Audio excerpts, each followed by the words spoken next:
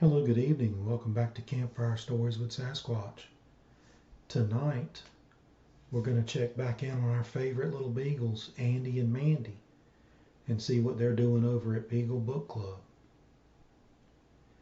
Tonight's episode, Andy and Mandy are going to visit the hospital. It was a bright morning at the Special Ops Canine Academy when Andy and Mandy got a very special assignment from Major Duke. He handed them a basket filled with coloring books and said, "Today's mission, recruits, is about healing hearts with stories. You're headed to the Children's Hospital." Andy wagged his tail so hard his book nearly fell out of his paws. "A hospital mission," he barked. "Do they need guard dogs?" Mandy smiled softly. "Not today, Andy. They just need friends." So the Beagle Book Club loaded up their little orange wagon with books, adventure tales, bedtime stories, and books full of hope. At the hospital doors, Nurse Kelly knelt down and whispered, "The kids can't wait to meet you."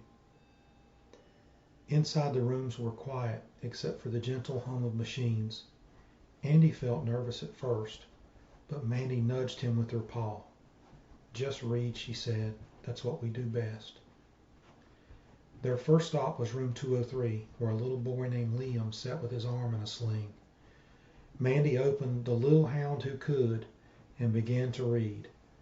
Before long, Liam was giggling, especially when Andy acted out the silly parts, wagging his tail like a helicopter. In room 207, they met a girl named Bella who was feeling lonely. Andy climbed into a stool and held a book about 3 puppies exploring the woods. He read the line, "Sometimes courage is quiet. It's just showing up." Bella smiled. "You showed up," she said softly, petting his ear. By lunchtime, word had spread that Beagle Book Club was in the building. Nurses peeked in the rooms to listen. Even doctors stopped by for a moment to smile. Andy and Mandy wagged their tails proudly. When the day was done, Mandy looked around the ward, the smiles and laughter and the sounds of pages turning, and said, "Stories are medicine, aren't they?" Andy nodded. "It's the kind that heals from the inside out." Before they left, Nurse Kelly pinned a little badge on their collars that read, "Therapy Readers, Certified Tail Waggers."